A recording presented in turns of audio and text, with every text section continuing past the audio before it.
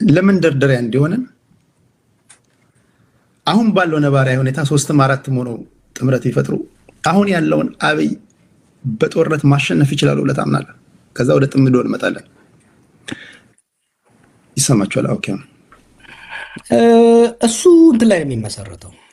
ብዙ ፋክተሮች ማየት መቻል አለብህ።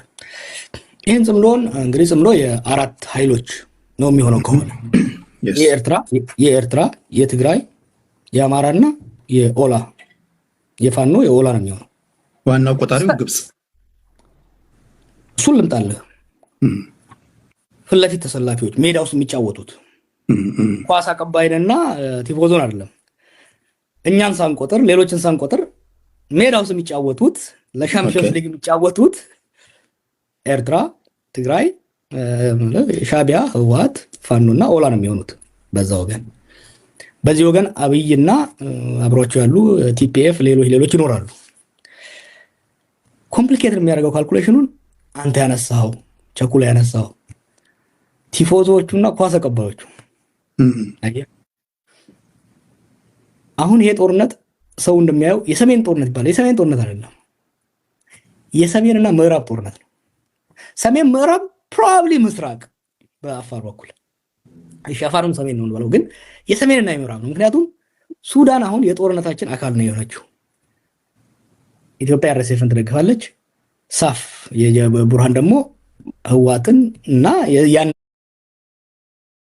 ጥምረት ይደግፋል። በቀጥታ አሁን እነኛ ያሉ ይሄ አንድ ዋር ቲያትር ነው ሱዳንና ኢትዮጵያ። ከነሱ ጀርባ ደግሞ በዛ ግብጽ አለች። ከዚህ ግብጽ ጀርባ ቱርክና ሳውዲ፣ በዚህ ደግሞ ኤሚሬትና እስራኤል አሉ። አሜሪካና ራሻ አጫዋች ናቸው እና የዚህ አስተላለፍ ወሳኝ ነው። እዚህ ላይ ሰዎች እንዳደርጉ ሁለት በጣም ወሳኝ ፓወርፉል ኃይሎች ስለ ግብጽ ያወራል። ግብጽ ምላስ ነው። ግብጽ አይደለም ወሳኙ ተጫዋች እዚህ ወሳኙ ኳስ አቀባይ ሳውዲና ኤሚሬት ናቸው። ሳውዲና ኤሚሬት እንዴት መሰለህ ማየት ያለብን፣ ዝሆንና ነብር። ሳውዲ ዝሆን ነው፣ ማሲቭ ኢኮኖሚ ነው ያለው፣ ማሲቭ ኃይል አለው፣ ግን ስሎው ነው። ኤሚሬት ኢኮኖሚዋ ያነሰ ነው፣ ሾርት ነው ካልኩሌት የምታደርገው፣ ግን ኤክስትሪምሊ ፈጣን ነች። ድጋፍ ስታመጣ የሳውዲ ኢንስቲትዩሽናል ነው፣ ቀስ ብሎ ነው የሚሰጥህ፣ ትልቅ ነው የሚሰጥህ፣ ግን ጊዜ ወስዶብህ ነው። ኤሚሬት ግን ኦቨርናይት ነው የሚሰጥህ። የትግራይ ጦርነት ላይ ዲሳይሲቭ የሆኑት ለምንድን ነው? የተፈለገውን ጦር መሳሪያ ተተኳሽና የሰው ኃይል በ24 ሰዓት ውስጥ ነው የሚያመጣልህ። የሳውዲ ግን ወራት ሊፈጅብህ ይችላል። so you have to take into calculation ወደ ጦርነት የምትገባ ከሆነ እና ጀነራል ባጫ ባለው ሲናገር ወደ ራሱ ቡድን አደላ እንጂ አንድ ኢንትረስቲንግ አስፔክት አምጥቷል። ወደ ፎል ጦርነት የምንገባ ከሆነ ሆርን ኦፍ አፍሪካ አሁን በምናየው ላይቀጥል ይችላል። ተናጋሪውን ባትወድም የሚናገረውን ነገር ባጫ በነገራችን ላይ ናይሮቢ ላይ ሊያሸከሽከኝ ነበር። ስለዚህ ለረጅም ጊዜ እንተዋወቃለን፣ ግን በኋላ ላይ ኢንትረስት ገብተናልና but he said something interesting። ያው እኛ እናሸንፋለን በሚለው ነው የመጣው። I wouldn't be that sure። ግን ይሄ ጦርነት ከገባ ከባጫ በፊት የኔ ነው ያለው ማን ነው ታውቃለህ? ስዩም መስፍን ነው።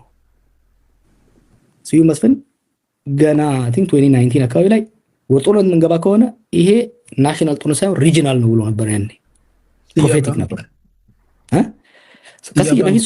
ከስርዬ በፊት ስዩም ብሎታል። ስዩም ደግመው እና አሁንም እነዚህ ጦርነት የቆዩ ሰዎች እኮ ጦርነትን ይረዳሉ። አንዱ የአብይ ችግር እኮ ጦርነትን እግሩ አይከላከሉትም እንጂ ተዋግቶም አዋግቶ አላየም። እንደነኚህ እንደ ጦርነት ጠገብ ጀነራሎችና የፖለቲካ ሰዎችና ጦርነት የምንገባ ከሆነ ለምን ነው ውስብስብ ማድረግብህ? ይህ ቀላል ይሄ እከሌ ያሸንፋል እከሌ የሚያሸንፈው ነገር ካልኩሌሽን እንዳንገባ። ጦርነቱ የምንገባ ከሆነ ሶስት ውጤት መጠበቅ አለብን። ወይ አብይ እንዳስበው በአጭር ጊዜ ዋና ደርምሶ በተለይ አመራር መግደል ከቻለ እሱ ያለውን ፓወር አንደርስቲሜት ማድረግ የለብህም። የኤምሬትስ ቦሳሶም ያለው ሌላም ቦታ ያለው ለሱዳን ለኢትዮጵያም ባህር ዳርና ቢሾፍቱ ላይ በጣም በጣም ከፍተኛ የሆነ ተተኳሽና የኤር ፓወር ላይ ኮምፓረብል አይደሉም ሁለቱ ሳይዶች። የድሮን ዋርፌር ደግሞ ቀላል አይደለም። አንድ እሱ። ሁለተኛ በእግረኛ ከሆነ የትግራይ እግረኛ በጣም ጠንካራ ነው። የኤርትራ ቀጥታ የሚገባ ከሆነ በእግረኛ በጣም ጠንካራ ነው የሚሆኑት። ስለዚህ አብይ ኦቨርዌልሚንግ ሾክ ኤንድ ኦ የሚሉ አሜሪካኖች የሚሉት ኦቨርዌልሚንግ ፎርስ ተጠቅሞ መጀመሪያ አካባቢ ይሄ ትግራይ ላይ ያደረገውን አይነት ኦቨርዌልም ካደረጋቸው እንትን የሚያደርግበት እድል ሊፈጠር ይችላል። ሁለተኛው ያንን ተቋቁመው በእግረኛ ከመጡ የአብይ እግረኛ ከነኛ ጋር የመወዳደር አቅሙ የሰው ኃይል አለው፣ ግን ሞራሉ የዛን ያህል አይደለም። ሞራል ላይ በዘመናዊ ጦርነት ግን አሁን እግረኛ ያን ያህል በድሮን ዘመን እሱንም ቻሌንጅ ላርግ ኢራኑ መሰዳት በመጀመሪያው እኮ 72 ሰዓት ነው ኤር ዲፌንስዋን ዲስትሮይ ያደረጉት አይደለም እንደ አሜሪካና እስራኤል። yes 6 ወር ሊሆን ነው። ምክንያቱም እግረኛ መግባት አልቻለም ኢራን ላይ። ቫስት የሆነ ጂኦግራፊው በጣም ከባድ የሆነ ከፍተኛ ጦር አላት እግረኛ፣ ግን ከፍተኛ ሊሞት የተዘጋጀ ጦር አላት። በእግር መግባት አልፈለጉም፣ እስካሁንም አልቻሉም እነኞች። እና አንድ ነው ለማለት እግረኛ ስቲል አስፈላጊ ነው። እግረኛ ኃይል ስቲል አስፈላጊ ነው። ለዚህ ነው ውጤቱን መገመት የሚከብደው። ለዛ ነው አቮይድ ማድረጉ የተሻለ ነው። የምንገባበት ከሆነ ልናቁም። ሶስተኛው እንግዲህ አንዱ አብይ በአንዴ ማሸነፍ፣ ሁለተኛ እነኛ በመለሶ ማጥቃት መጥተው አዲስ አበባ መቆጣጠር፣ ሶስተኛው ፕሮሎንግድ ፕሮታክትድ ጦርነት ውስጥ ሶስተኛው ነው ትልቅ ላይክ ሊሆን የሚችለው ፕሮትራክትድ ጦርነት ውስጥ ልንገባ የምንችልበት እድል ሰፊ ነው እና አቮይድ ማድረጉ ነው። ባለፈው ባደረኩት ኢንተርቪው እስካሁን ለምን ጦርነት አልገቡት የሚለው ላይ እኮ ተናግሬያለሁ። እነዚህ ካልኩሌት ያደርጋሉ። በተለይ ደግሞ ተሞካክረዋል። አየህ፣ 2 ዓመት ስለተሞካከሩ አሁን ይተዋወቃሉ። የህዝብ ድጋፍ አለመኖሩ፣ የወታደር ሞራል አለመኖሩ ብቻ ሳይሆን ሶስተኛው ይሄ የድል እርግጠኝነት ሰርቴኒቲ አለመኖሩ በሁለቱም ወገን። አብይ እግረኛው ሙሉ በሙሉ አይተማመንም። ህወሓት የኤርትራ ጦር አብሮ መግባት አለመግባቱ ላይ እርግጠኛ አይደሉም። ሪሜምበር ጽምዶ የሚባለው ኃይል እንመጣለን ነው አብይ ገፍቶ አንድ ላይ ያመጣው ኃይል ነው። ስሎት ስትራቴጂክ የሆነ ፓርትነርሺፕ ሳይሆን የሰርቫይቫል ተደጋግፎ የመትረፍ ኃይል ነው እና የኤርትራ ኃይል ጠንካራ ቢሆንም የሰው ኃይል ሪፐልሽ የሚያደርግበት ኃይል የለውም። በትግራይ ጦርነት ውስጥ ኬርፉሊ ካጠናው ጊዜ ወስጄ ነው ያጠናሁት። የተሳተፉበትን ጀነራሎች አነጋግሬ ኤርትራ ከመካናይዝድ ያለፈ እግረኛ በጣም ጠንቃቃ ነበረች። ምክንያቱም ያላት የሰው ኃይል አብዛኛው ወጣት ተሰዷል፣ ያለውም ትንሽ ነው። ሶ they have to be preserved። ጦርነትን ደግሞ ለ67 ዓመት ይቆዩበት ስለሆነ they know what to preserve። እና አንሰርቴኒቲው ነው እስካሁን ራሱ ጦርነት እንዳይፈነዳ ያቆየን። የድል እርግጠኝነት የለም። ያ አላያንሱም የመቆየቱ እርግጠኝነት የለም። አብይም ኦቨርዌልም አድርጎ ለማሸነፍ ፕላን አለው፣ ዝግጅት አለው፣ ጥያቄ የለውም። እርግጠኛ ግን መሆን አልቻለም። ከሱ ባሻገር ወደ ጽምዶ ደግሞ እንውረድ። አንዳቸው ከአንዳቸው ጋር የእያንዳንዱን የመታገያ አጀንዳ ብታይ የሰማይና የምድር ልዩነት አለው። አንድ የሚያደርጋቸው ጠቅላይ ሚኒስትሩ ነው። ሌላውን ብዙ ጊዜ ጠይቃቸው እንኳን 4 ኪሎ ከገባም በኋላ እንነጋገራለን። ይሄ አሁን እዚህ አይነሳም፣ በኢደር ይባላል። በፖለቲካ ውስጥ እንደዚህ ያለ ነገር ያወራ ከኤ ተነስተ ወደ ዜድ ህዝብ እንዴት እንደምትወስድ እንዴት እንደተስማማ አላንስም ከሆነ ስትራቴጂክ አላንስም ከሆነ እንዴት እንደሆነ ታክቲካል የሚሆን እያስረዳ ተማምነ ነው ማለፍ ያለብህ። የተደበሰበሰ ነገር ነው። ያንዳቸው ከአንዳቸው ጋር ኮንትራዲክት የሚያደርግ ከሆነ ጥምረታቸው ራሱ በህዝቡ ዘንድ ተቀባይነት ሊያስገኝላቸው ይችላል። ታስብ ቅድም እንዳልኩ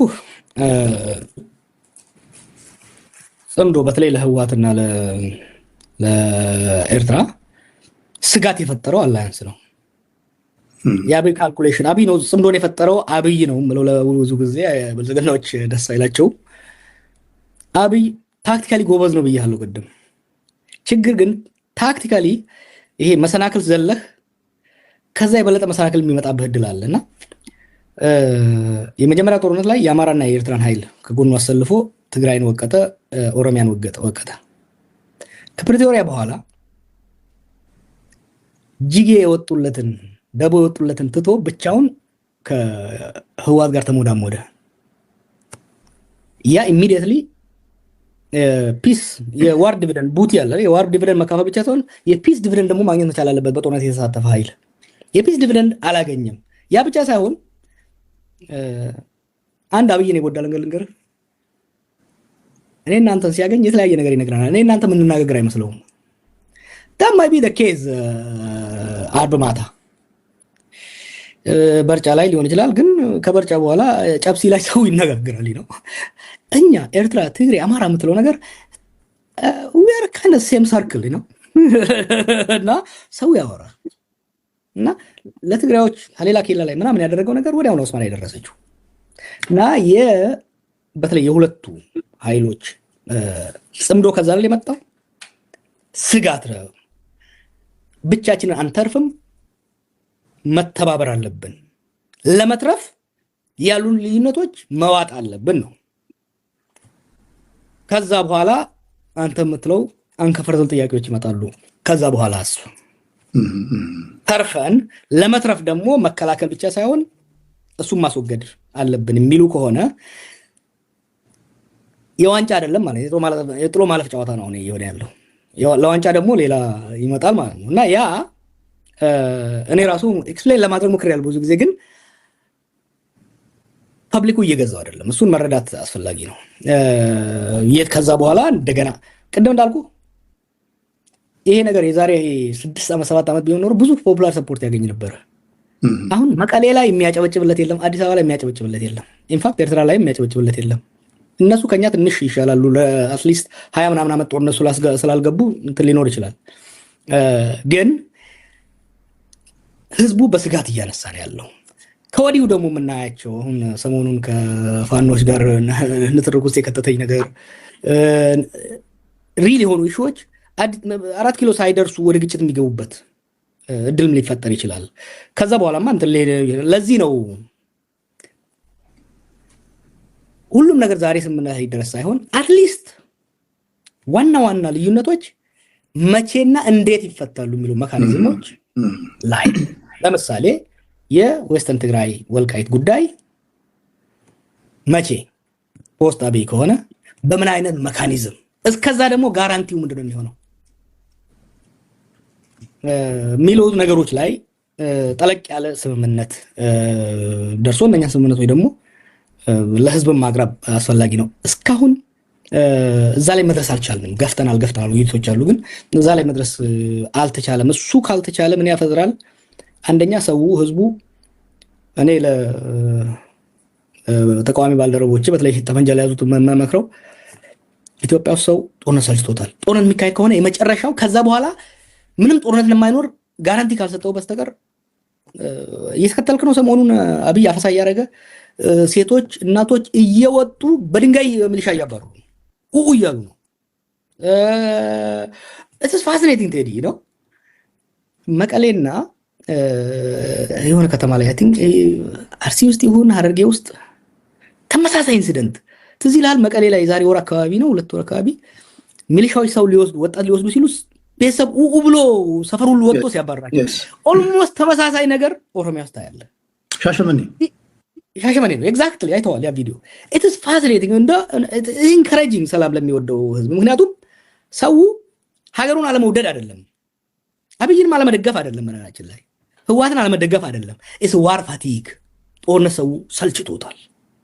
እና ሰው ለጦርነት እድል እንዲሰጥ እንዲደግፈ ከፈለክ አንደኛ ጦርነት የግድ አስፈላጊ መሆኑን ማሳየት አለበት። ሁለተኛ ይሄ የመጨረሻው ጦርነት ነው ብለህ ልታሳመነው ትችላለህ። እዛ ላይ ተደርሷል። አይ አም ኖት ሹር